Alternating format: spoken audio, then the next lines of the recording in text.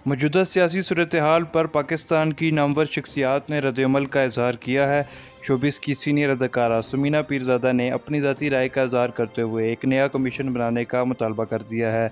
इस हवाले से समीना पीरज़ादा ने ट्विटर पर अपने एक बयान में कहा है कि एक ऐसा कमीशन बनाया जाए जो मालूम करे कि आज हम जिस जगह खड़े हैं इसकी शुरुआत कहाँ से हुई। इन्होंने मज़ीद कहा कि ऐसा कमीशन बनाया जाए जिससे हम मालूम कर सकें कि हम इल्ज़ाम तराशी की आखिरी हद तक कैसे पहुँचे।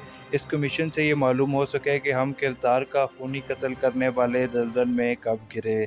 इससे कबल समीना पीरज़ादा ने मुल्क की सियासी सूरत-ए-हाल पर तबसरा करते हुए कहा था कि हर हुकूमत को अपनी 5 साला मुद्दत पूरी करनी चाहिए और इसके बाद नए आम इंतखाबात करवाने चाहिए। इसके अलावा जनरल रिटायर अमजद शोएब की जानिब से भी इस सारी सूरत-ए-हाल पर अपना तज़िया पेश किया गया है।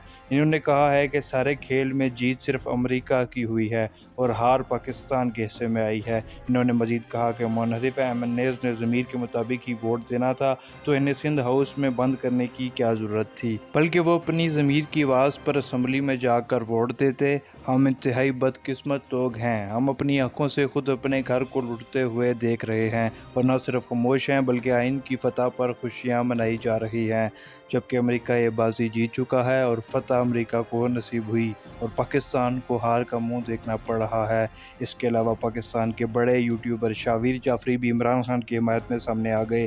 समाजी राब्ते की वेबसाइट ट्विटर पर इमरान खान की हिमायत में बयान देते हुए कहा कि खान अकेले लड़े, मैं इन्हें सलाम पेश करता हूँ। इन्होंने लिखा कि मैं इमरान खान का शुक्रिया अदा करता हूँ कि इन्होंने अपने मुल्क को बचाने की कोशिश की, जबकि इससे कबल अदाकारा माहिरा खान, यमुना ज़ैदी और अदाकार शान भी इमरान खान की भरपूर हमायत का ऐलान कर चुके हैं।